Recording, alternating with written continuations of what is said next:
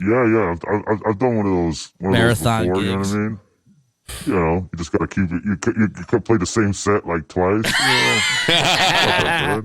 The worst would just be an 8-hour set with vinyl. Okay, I'm reloaded. Jeff London, DJ Jason Smith. Here come the pain. When the sun goes down, the music turns up. A whole new world opens up behind the velvet rope. Join us as we take you behind the scenes of the nightlife world. Are you ready? DJ Jason Smith, Jeff London. I'm the promoter, he's the DJ podcast, live from Boston, Massachusetts. Here, Episode 36. 36. What's good? We got a special guest again. I don't think he's a special guest, but he's definitely a guest. He's a guest. We got him back. The grumpiest man. The shit-talking DJ is back. He might be... Oh, there he is, folks. Yo, live and direct from What's going on? What's going on, secret fellas? basement. Yeah, what basement you at today? It's a different view. Man. I'm gonna another secret location, one of many that I have. I am currently in the United States, however. Ooh. Just we're gonna let y'all know that. Hope he's not in our basement. He's in your basement. How you been? This is not a basement. I got windows and everything. That's Come true. on, That's not... It is the garden view. It's the penthouse, B. Penthouse B. Damn, being a grumpy DJ must get you far in this game, huh?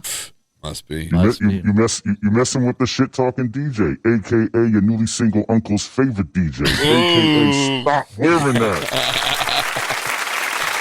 Oh, this is gonna be a good one. What's up, Jeff? What we got, man? Nothing. We got a lot on the... We got a lot. We've been out for a couple weeks. We got a new episode. Yep. I know the you were in... Grammys happened. There's been a lot of stuff happening through the Grammys, the Oscars, and there's a lot I know of you've fun been stuff. traveling, so you couldn't do last week. You were in New York. Yeah, I was in New York. I played at a wonderful spot, Somewhere Nowhere, Rooftop. Shout out to Somewhere Nowhere. I'm there next Thursday on the 12th, I think it is. I don't know. Is that where you were with Static? Yeah, me and Static. We have fun. I like that. It was a good little thing, and shout out my guy Marty Rock, who always holds it down, and he's a newcomer coming up in this business of DJing and stuff, and he's a really talented, young, hungry kid. So it was fun. It was nice to see Static, nice to be home, see everybody. I don't get home often, so it was nice to spend some time at home. I like that. See the family, people I care about. Went a little art exhibit action. Ooh, I went to the Andy Warhol exhibit at Brooklyn Museum. So we did have a question of the week. It actually has to do with this art. That's amazing. What's the question? Since we do talk a lot about art. Well, it's the culture. You have to understand. I think we're here to talk about hip-hop as a culture and music culture. Music, hip-hop, and everything. Every kind of music, actually, we talk about. Yeah, but hip-hop is more...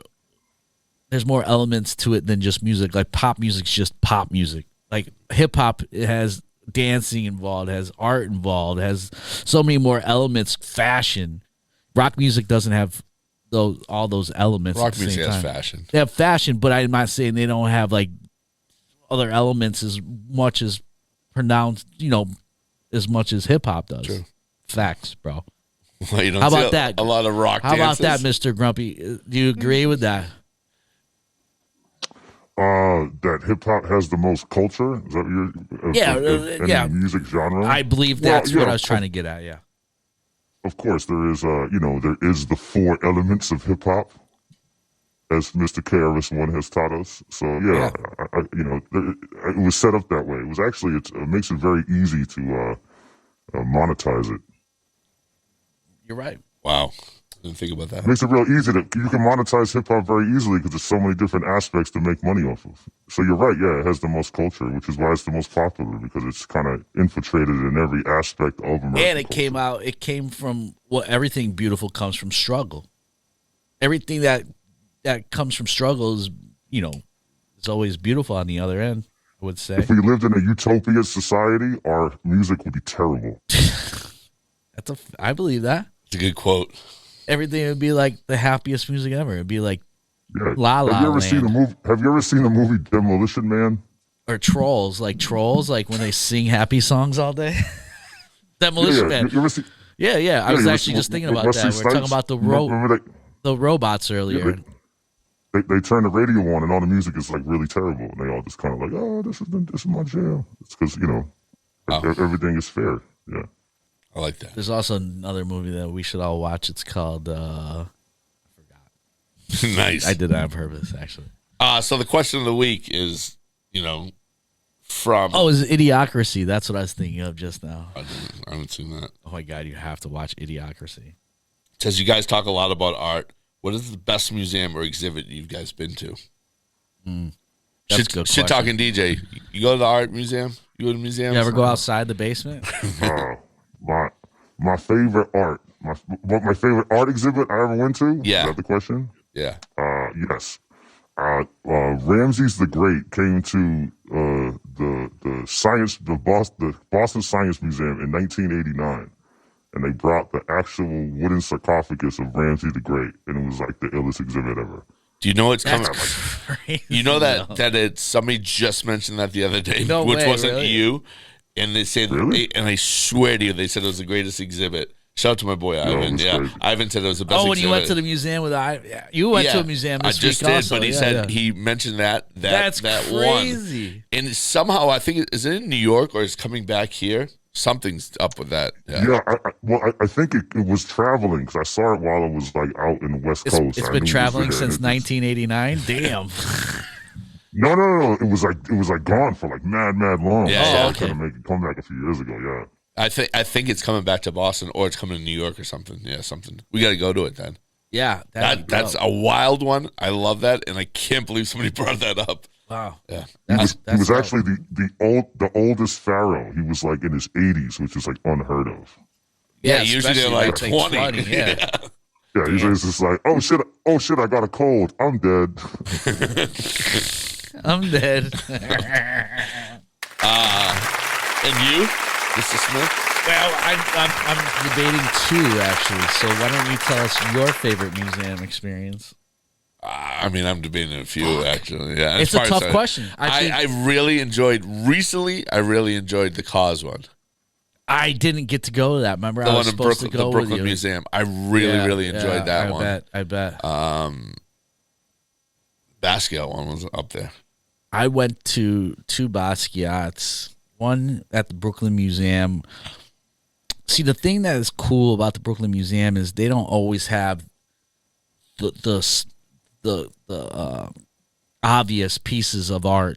Like they'll do something different. Like the Basquiat thing that I went to was actually a Basquiat exhibit of his journals. Right. So it's not like, oh, here's Basquiat's paintings or whatever like that. There's a theme to them. Like I just went to the Andy Warhol thing we mentioned earlier, and that theme was like based on his earlier works that came from a lot of the works that were there came from the personal family. They didn't come from people's collections. They came from the Warhol family. So there was a lot of very intimate things like his birth certificate and stuff like that. That's like cool. it took you through his whole life. Like when he first was like in Pittsburgh, he would do they would show his stencils, and it was very religious art he started doing, and then it went off in its own direction. But that was cool. So the Brooklyn Museum, shout out to Brooklyn Museum for always bringing some element that's different. Like I think if you went to a Cause exhibit at MoMA and you went to one at the Brooklyn Museum, I think the one at the Brooklyn Museum would have a little bit more Flavor? gravitas to it. Like it would be a little different, and it would so I would say mine would be I went to I think it was called Back to the Streets. I can't remember. It was dope.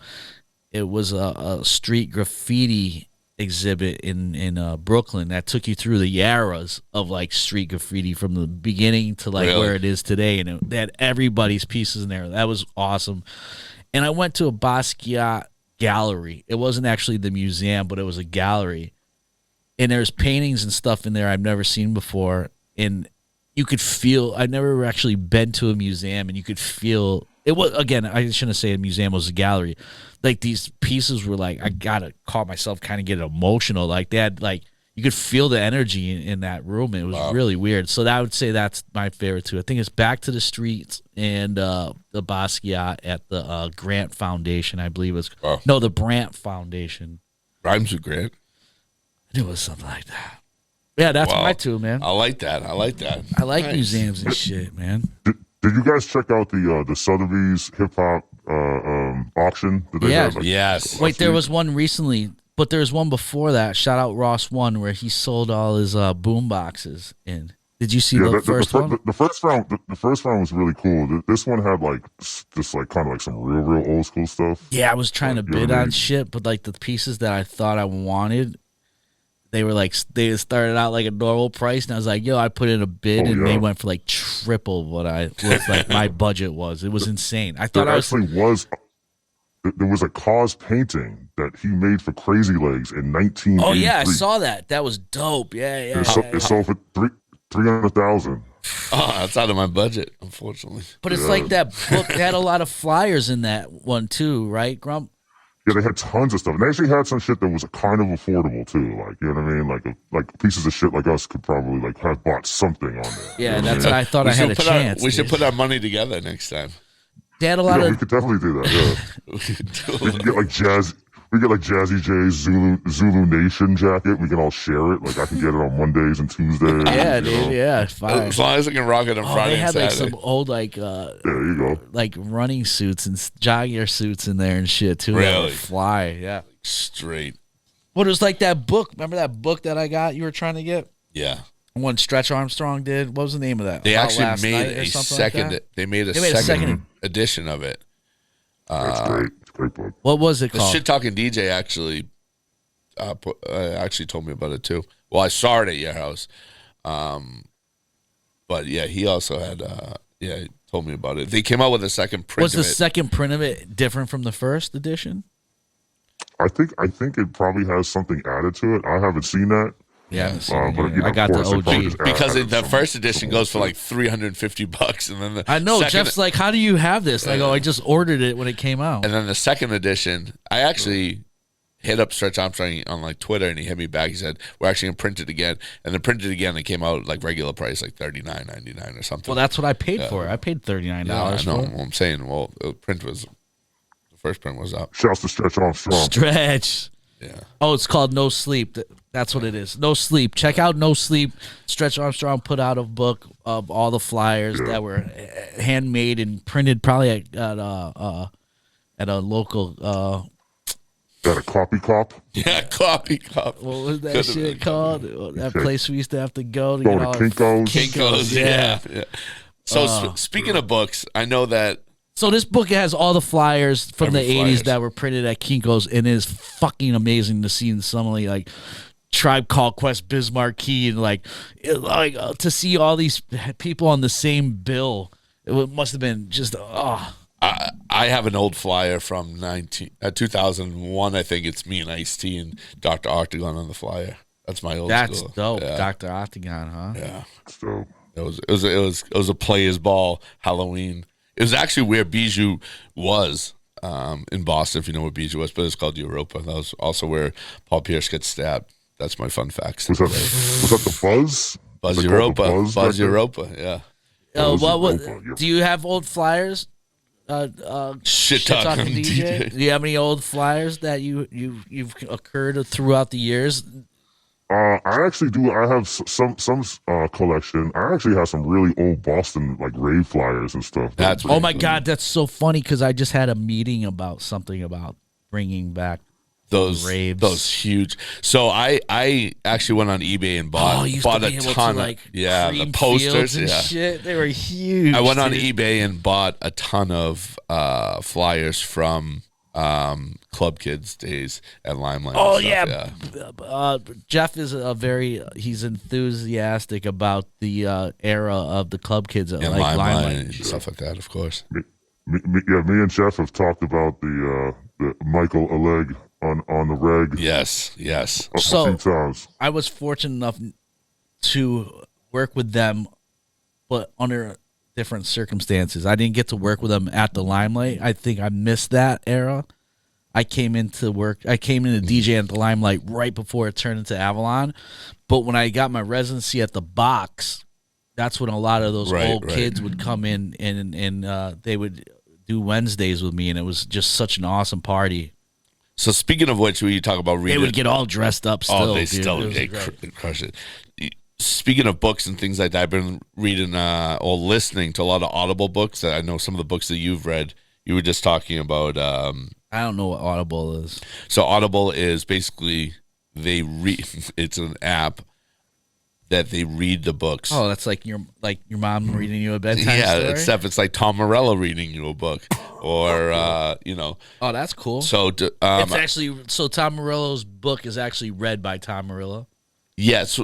Some of them they just do chapters. Some of them just do the forward. Some of them read the whole book. Sick. Obviously, like ones like that you're reading, Dilla's book. I just started watching Dilla. Cannot be read by Dilla, unfortunately. Dilla time. Yeah.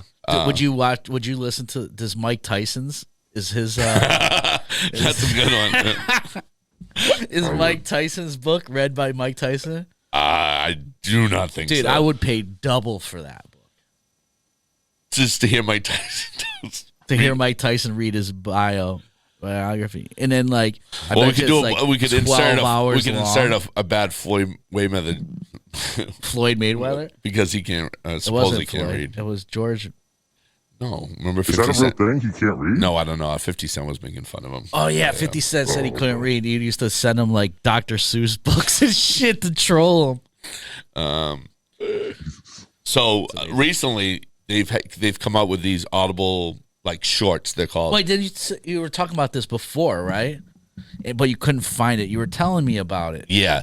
So some of them, now these come up with About these. specific songs, right? Yeah. So, like, Chuck D, Common, Tom Morello,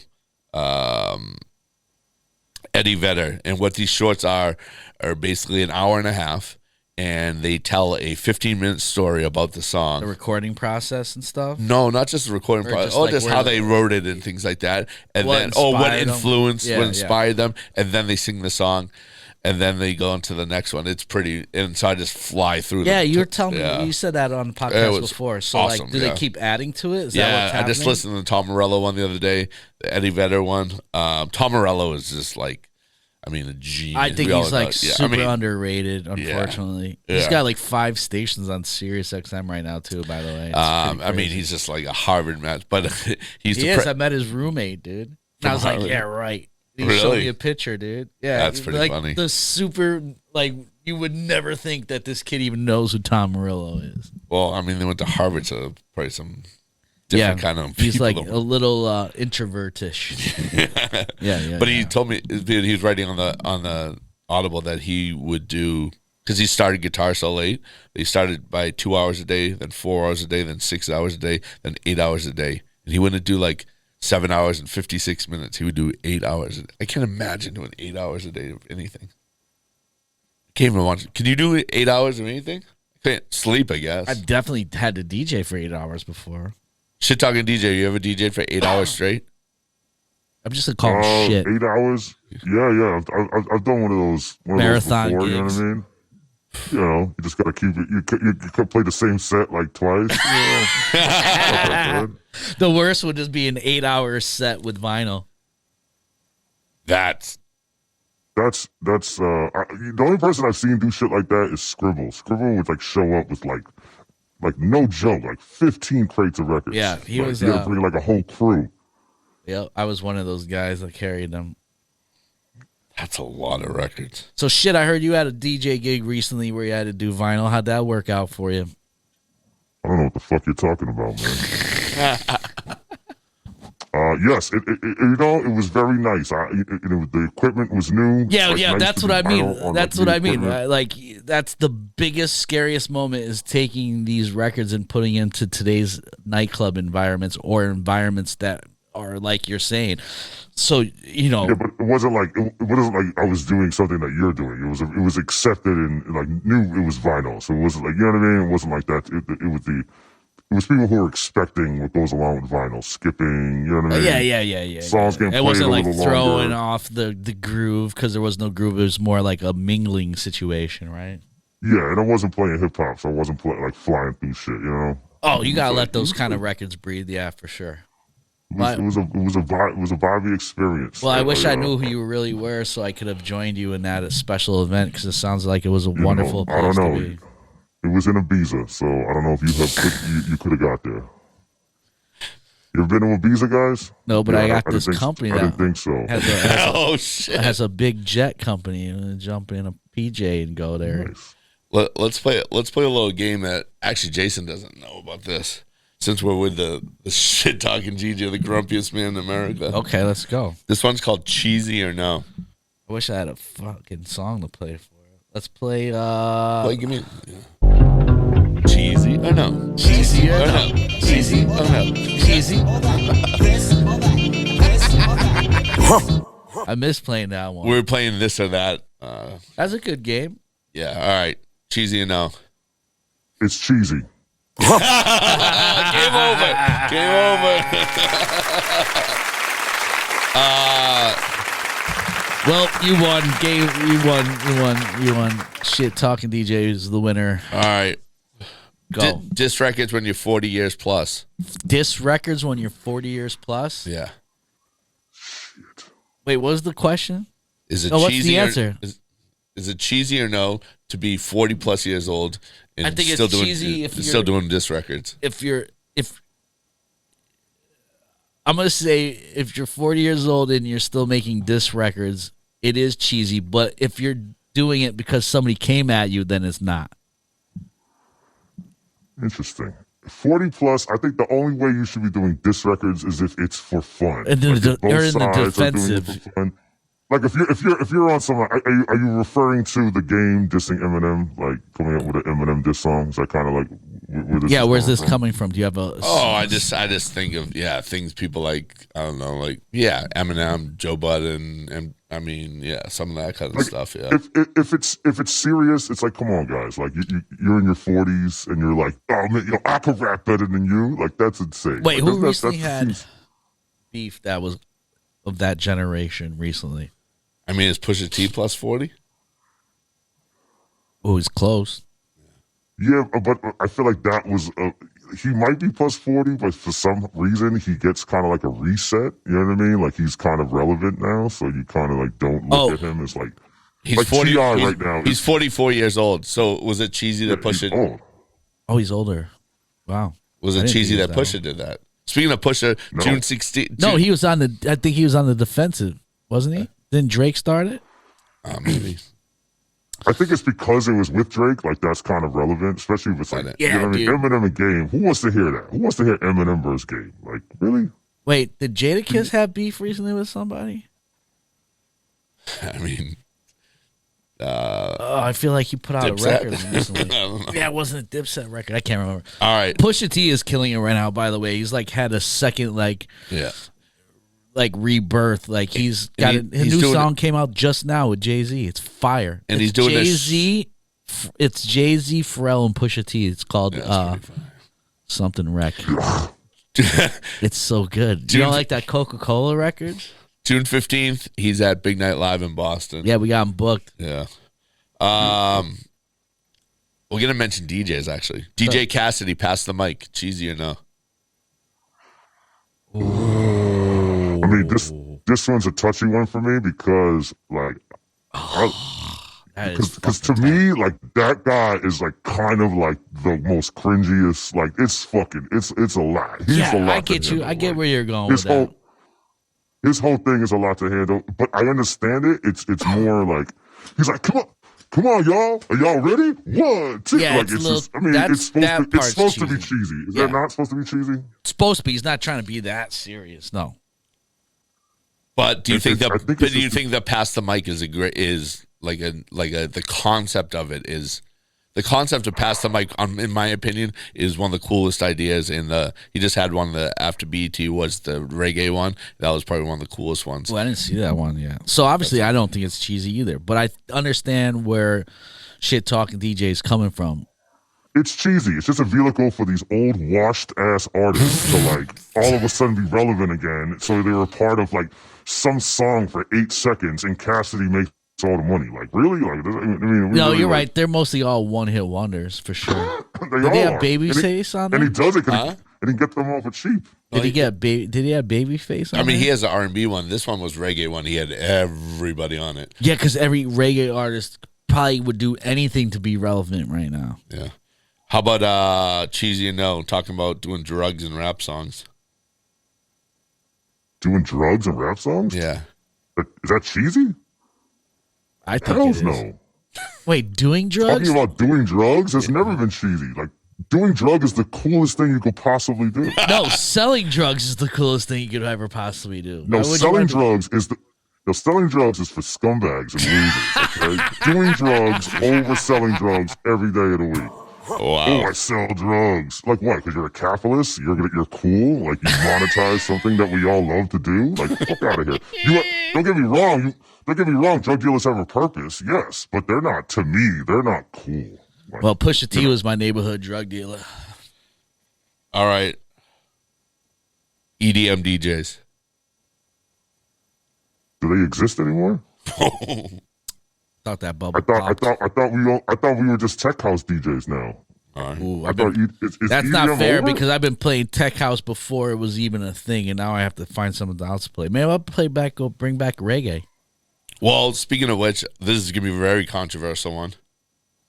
This is good. Non-Jamaicans winning a Grammy for Best Reggae Music. I don't know anything about this. I watched the Grammys. Did I miss something? Did Chet Hanks win the Grammy? Yes! No, did that happen? Did he win? I know he was up. Was he up for a Grammy? You are funny. You are You are a funny. fucking troll. Yeah. Do you guys like Chet Hanks at all? Like, I think he's a handsome gentleman, yeah. But I don't swing that way. But I enjoy his little shtick. I'll admit. So the group that won Grammy for Best Reggae Album, they are called Soja, Soja. oh, isn't it like Yeah. Soldier Boy from 90 Day Fiance? No. Oh, I watched that show. By It's the way. Soldiers of Jah Army. They stand for. But Yeah. this article from the New York says Grammy for Best Reggae Album goes to a bunch of white guys. So what? Isn't reggae music? I agree. No, I'm asking you. So you're telling me UB40 wasn't a reggae? They were the best cover band of all time, but UB40. Yeah, they. but they didn't also know. had Astro in the. I mean, well, whatever. But Astro. yeah, he was one of the singers in UB40. Oh, I was thinking about that little actor dude that tried to be a rapper, Astro. Jesus. Remember that dude? Yes, these tangents are going way too crazy. Do you think it's cheesy for them not to have a Jamaican-born artist win for reggae? I say absolutely not. It's You not. say absolutely not. I don't know. Like, I mean, reggae artists, they're not even on television or anything, right? That's Probably. like a award that they give away like pre Yeah. show probably. Yeah. I can see like a Jamaican dude going either way, being completely cool with it, being like it's music, For the it's culture, music. yeah. It's for the But culture. I can, yeah. I agree. I can also say like, oh damn, like this is art. I don't know. I would have to ask someone who's like in the reggae culture scene. I'm gonna say they- that they I got- know that a lot of the relevant reggae artists that are putting out music that we don't know about, like bands like this, the majority are white men. From From SoCal. Yeah, from California. Yeah. Agreed. Actually, the only new album that's come out recently that's come out in the past 2 weeks, who else is coming to Big Night Live plug, is Coffee, and her album is fire. Now, is she a reggae artist or is she an Afrobeat artist? Reggae, 100%. Yeah, but that's also the thing too. Do they group in the Afro beats in the reggae? I don't like think at the Afro Grammys? beats- Like, are they- You think? Oh, I see what you're saying. That's a good question. Oh, does Afrobeats Like, is have there, its like- own category? yeah, it's like Afro B up for a reggae, Grammy. Is what I'm saying. Does it go into Jamaican. world music? Who No, knows? it goes into the 63rd annual Grammys, which Oh, is this March 14th of 2021? So they had started a new category, Well, shout out to and it was Burner Boy. Black Coffee. He won a Grammy too. Yeah. One time. Black Coffee just won, didn't he? Yeah, this year. Yeah. I think they need to. We talked about this before, and I would like to get your insight, shit talking DJ, about the subgenres of rock and roll, and why don't we have those subgenres within hip hop? Because I don't feel like you could put Lil Yachty and Nas in the same basket or category. There should be subgenres.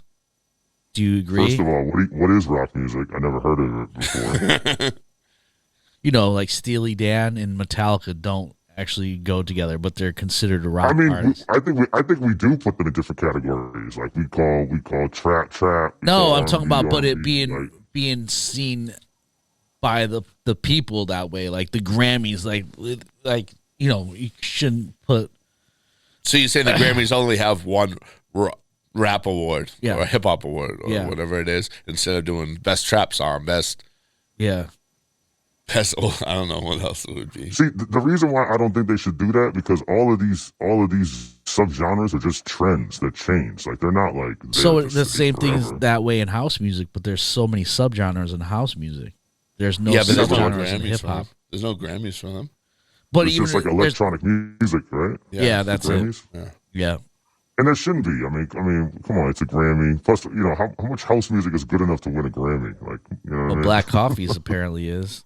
Yeah. What, you beat Yeah, Big but Love? you know, obviously there's you know, but there's just like so much house music that's being produced every single day. It's like Oh, the abundance of house music compared to hip hop music is by far Oh, superior. I don't know. I might disagree with that. You think there's more hip hop records being put out than Yeah. there are in the house music genre? I've known so many. definitely not. Definitely not, dude. I don't know. I There's disagree. There's so many people that are putting out just hip hop, like just kids putting out like. I understand that, but I went to I'm not saying Satellite good hip hop Re- music. I'm not saying saying good hip hop music either. But I went to Satellite Records back in the day, and none of those artists even exist anymore. They were like one person just putting out a song that was a hit. That was it, dude. You know how many wonders are in hip hop? Yeah, but there's Is more House of being, Pain cheesy or no? There's more. Ooh, No. All right, No thank way. you. All right, good. I'm just glad you say that. Glad you Gang said members should come to your house and kick the shit out of you. For I saying knew shit you. like that. I knew. I've had a story recently Hey, coming across how my about this? line. I got a cheesy or not. Is Dylan Francis like showing up in a t-shirt with a Walmart bag on the red carpet of the Grammys? Ooh. Is that cool or is that cheesy? Because I think he was on the fence right there. It's on the I think fence he was- because I appreciated that a little bit. Well, that's the thing. It's like I know what he was going for, and like, but I think it kind of went. And then like Diplo's still wearing like cowboy belts and shit like that, which I think is, you know what I mean. Like, I think those two just need. They're in a like a. They both need an intervention for the red carpet. They're in a crisis. Like they need to sharpen it up, get it together. It looked crazy. I don't know. Like I wasn't like, oh, I like that. He's being rebellious. I was kind of like, oh man, this is this is making me uncomfortable. If that shit was real and like he had the last second, like, oh shit, Diplo wants to take me to the Grammys and this is all I have, like that shit is gangster. Yeah, but I felt like it was very calculated. It was kind of calculated. You Like can't calculate that kind of stuff. No, I mean, I can't. just feel no, like because it then it comes doesn't off come cheesy. off. Yeah, it comes off cheesy and like planned. Like, oh, I see what you're going there for. Nice reaching. You're reaching. I like Kurt talking. Cobain showing up in a t-shirt and fucking jeans. Like you You didn't know think that was was Kurt. anything. It's just who he is. Yeah, that's just who he very was. true. That's a very true statement. What do you think about this new category, cheesy or no? I think we might be a keeper for the show. I think this one might have legs. but I will tell you, it might get dangerous. It could. So does But playing with a gun. You should retitle it "Terrible or Not." I might next week be terrible or not. Well, I just want to thank You know, this. is this terrible? It's not terrible. I just want to thank the grumpy shit talking DJ for always giving us insight. So I feel like I wasn't grumpy enough today. I feel like I had so many positive things to say. So how about I just say you can all suck a dick? How about we end it like that? Well, Each and every one of y'all, everyone listening to this, yes, Well, collectively. thank you for coming on again. Love having you on. We love it. Get some blinds for those windows in your garden view basement. Hey, I'm trying to get some vitamin D. You know what I mean? We appreciate you and your time and your Thank y'all. Jeff, grumpiness. Jason, have a good day, and I'll talk to y'all soon, all right? Thank you. Peace. Peace. Oh man, another episode. Another one. That guy is wild. He's good. He's good for ratings. It's good for ratings. Yeah. Well, once again, another awesome episode. Yeah, it was fun. We try to change things up. Let's We keep you on change your that one feet, up. Yeah, we keep you on your feet. You can find Jason at Jason Smith Music. You can find me at Jeff London _.